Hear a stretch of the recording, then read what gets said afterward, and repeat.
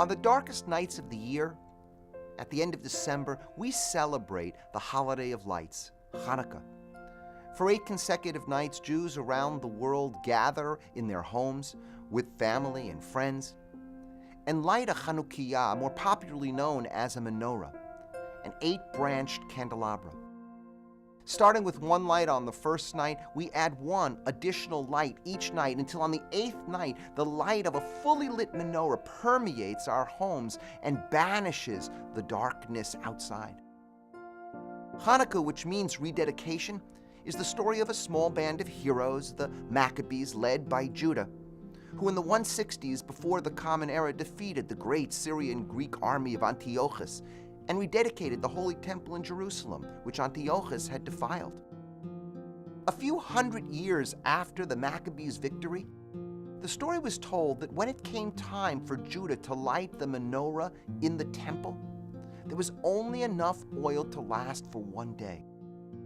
But Judah lit the menorah, and miraculously the oil lasted for 8 days until new oil could be pressed. And in celebration of this miracle of the oil, to this day, we light candles and celebrate for 8 nights.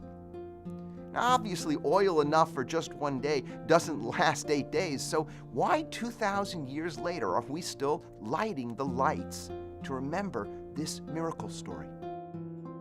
Perhaps because the lights of Hanukkah come to remind us of one of the most important truths in life, that no matter how dark things are, there's always hope.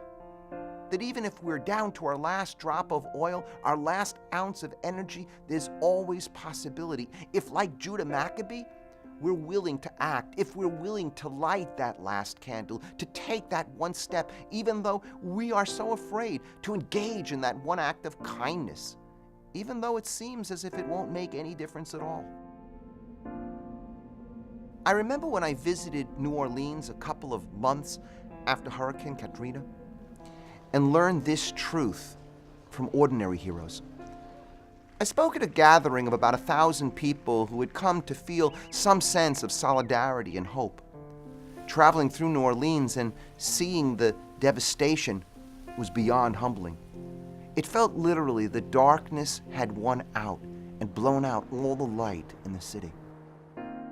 Rather than begin with my speech, which could not possibly have matched what the people gathered felt and knew about life, I decided to start with the wisdom of Hanukkah.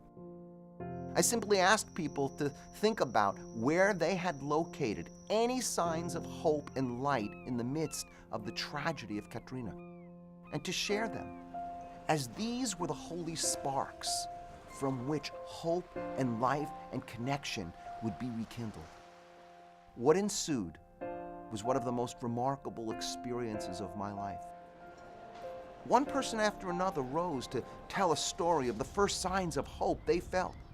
A mother who felt hope the first time after weeks that she could cook something hot for her children. The person who knew things were going to be okay the first time a traffic light on her corner started working. The young man who remembered laughing for the first time when a friend told him a joke. The parents who lost all their possessions, who after 2 months were given a single book from which to read their children a goodnight story. Then there were stories of small kindnesses received and offered, a smile, a ride, a shared sandwich, shared clothing, a hug.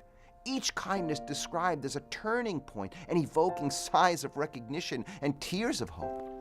In New Orleans that evening, I learned the truth of Hanukkah from ordinary heroes, willing in the darkest times to light 1 candle and believe that light would indeed swallow up the darkness and that despair would in the end be defeated by hope.